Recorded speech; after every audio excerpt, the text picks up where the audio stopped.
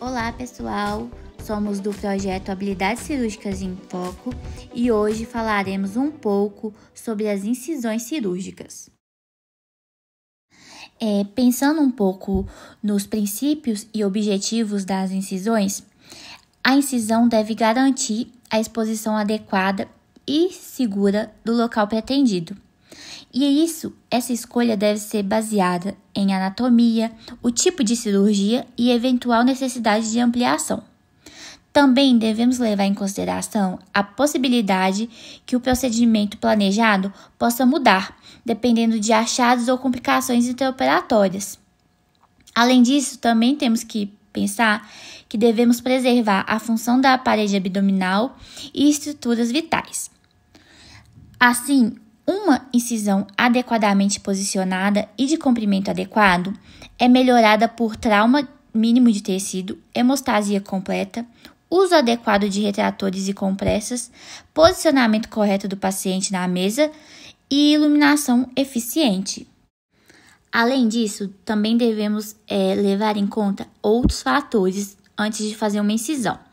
A necessidade de entrada rápida, a certeza do diagnóstico, o hábito corporal do paciente, a localização de cicatrizes anteriores, o potencial de sangramento, minimizar também a dor pós-operatória e o resultado cosmético.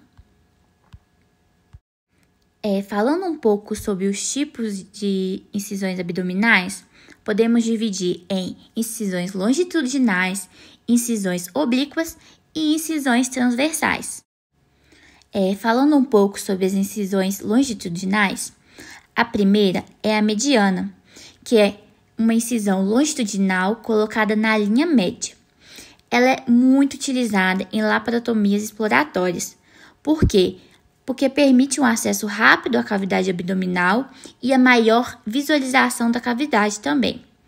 E, além disso, tem menor risco de sangramento e dano a nervos, por seguir a linha alba. Já a incisão paramediana, ela é feita de 2 a 5 centímetros à esquerda ou à direita da linha média. Ela vai permitir a extensão para o andar superior do abdômen.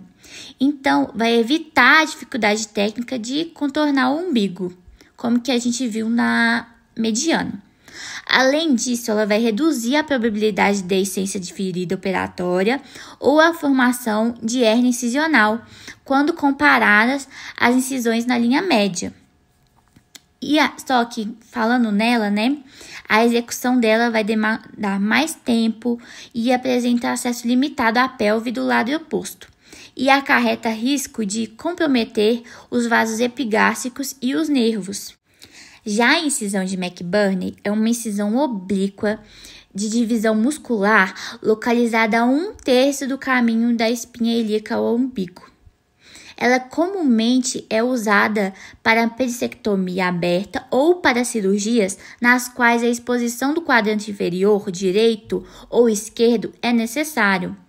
Pode ser rebaixada para permitir a drenagem por via extraperitoneal de abscessos pélvicos. Além disso, também temos a incisão subcostal, Ela pode ser tanto unilateral, que aí é o nome de Kocher, ou bilateral, que é de Chevron. É um acesso cirúrgico destinado à região superior do abdômen e aos flancos. Elas podem ser usadas principalmente para procedimentos no fígado, rins e duodeno. Agora, falando um pouco sobre a incisão de Mercedes-Benz, a incisão subcostal ou chevron também pode ser estendida para uma incisão de esternotomia quando for necessária circulação extracorpórea ou mobilização hepática. Mas lembrando, ela deve ser realizada em situações que são de extrema necessidade ou emergenciais, quando o acesso convencional é ineficiente. A incisão tóraco-abdominal é uma abordagem transtorácica intra- ou extraperitoneal. Ela vai proporcionar exposição ao rim, à adrenal, ao pulmão e à veia cava inferior e à aorta.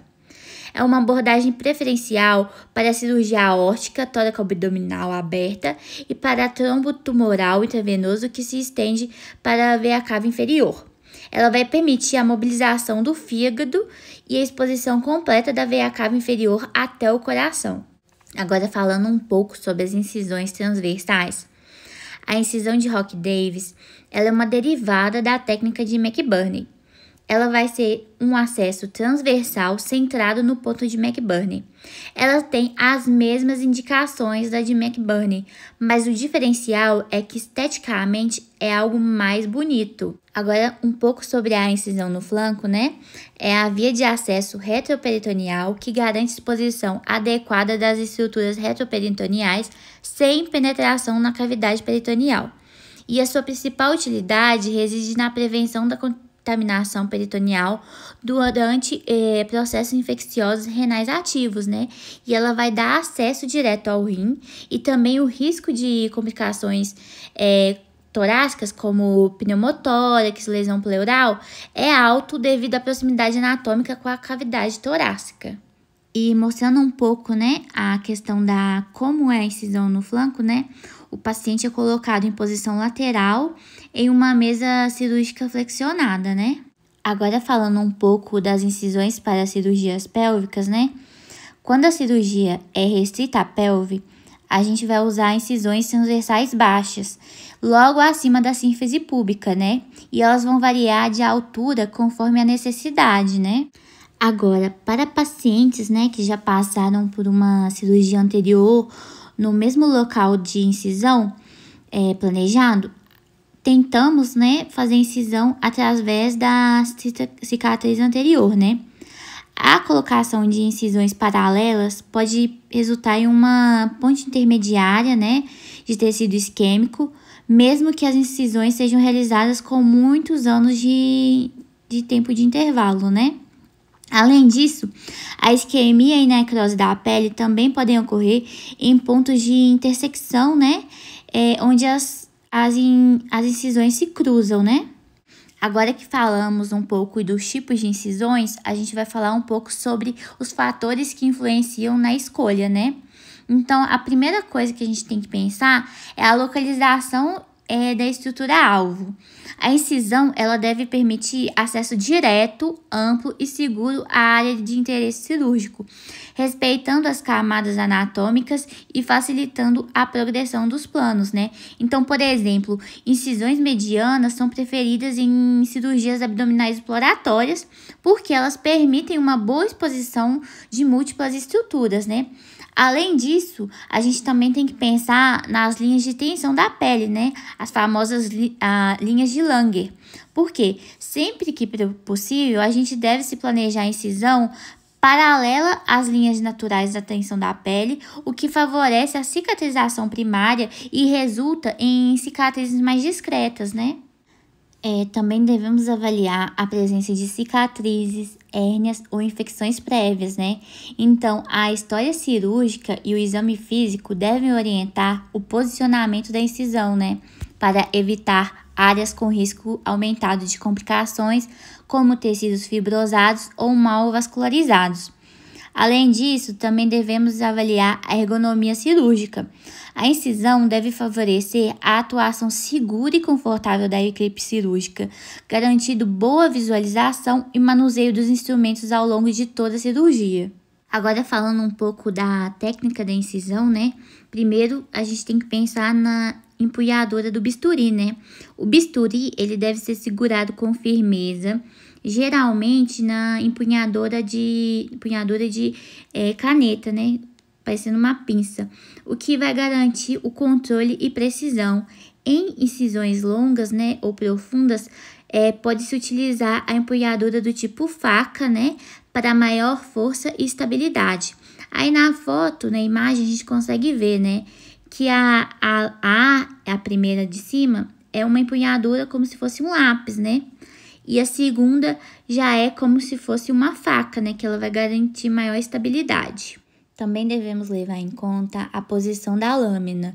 A lâmina do bisturi deve ser colocada em ângulo de 90 graus com a superfície da pele, de forma perpendicular, para garantir o corte limpo e uniforme das camadas superficiais. Inclinações inadequadas podem criar bordas irregulares, aumentar o trauma e dificultar a cicatrização. Além disso, o movimento deve ser contínuo e decisivo. O corte deve ser feito com um único movimento contínuo, firme e fluido, de modo a atravessar a epiderme e a derme com o menor número possível de repasses. Cortes interrompidos ou múltiplas passagens geram bordas irregulares e maior trauma inflamatório. Além disso, devemos fazer o controle da hemostasia. Sangramentos durante a incisão devem ser controlados imediatamente com compressão, pinças hemostáticas, como a de mosquito ou eletrocautério, garantindo boa visibilidade e reduzindo o risco de hematoma ou infecção. Além disso, devemos evitar também o descolamento excessivo. A incisão ela deve ser precisa e justa ao necessário. Descolamentos ou ampliações indevidas podem comprometer a vascularização dos retalhos e aumentar o risco de necrose tecidual. Agora falando um pouco, das complicações relacionadas à incisão, a infecção de ferida operatória é uma das mais frequentes. Ela vai caracterizar por dor local, eritema, calor, exudato purulento e, em casos graves, desceíça da ferida.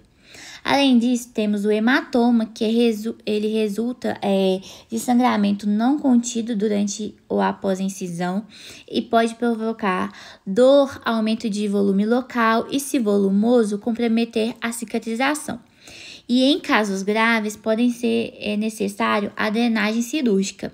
O seroma também, que é o acúmulo de líquido seroso entre os planos descolados, ele geralmente vai ocorrer em áreas com grande descolamento tecidual ou em pacientes com distúrbios linfáticos. E ele também pode predispor à infecção se não tratado adequadamente, A adescência de ferida, que é a separação parcial ou total dos bordos da incisão, ela pode ocorrer tanto por tensão excessiva, infecção, técnica de sutura inadequada, má nutrição ou doenças crônicas, E em casos graves, onde tem evisceração, exigem abordagem cirúrgica urgente, Além disso, as famosas cicatrizes hipertróficas ou queloides, elas estão relacionadas principalmente a fatores genéticos, a tensão da ferida, infecção ou técnica inadequada. E elas são mais comuns em regiões como tórax, ombros e orelhas, E além disso, a hérnia incisional, que ela vai ocorrer por uma falha no fechamento da aponeurose, especialmente em incisões abdominais. E o problema dela é que ela pode surgir meses após a cirurgia e ela vai requerer correção cirúrgica. Agora, por fim, vamos falar um pouco das formas de prevenção, Então, primeiro é pensar na técnica operatória adequada, Uma incisão precisa, com um bisturi bem afiado, seguindo as linhas de tensão da pele e uma dissecção cuidadosa e atraumática dos planos. Além disso, é muito importante a gente lembrar da asepsia e antisepsia. Antiasepsia eficaz com clorexidina ou PVPI e também utilizar campos estéreis, instrumental limpo e equipe devidamente paramentada. Além disso, reforçando o controle adequado da hemostasia, utilização de pinças hemostáticas e eletrocautério para evitar hematomas e revisão da hemostasia antes do fechamento da ferida. E, além disso, cuidados pós-operatórios rigorosos, Orientação ao paciente sobre higiene, repouso e sinais de alerta. Então, foi isso, pessoal. Muito obrigada pelo vídeo, E é isso. Tchauzinho.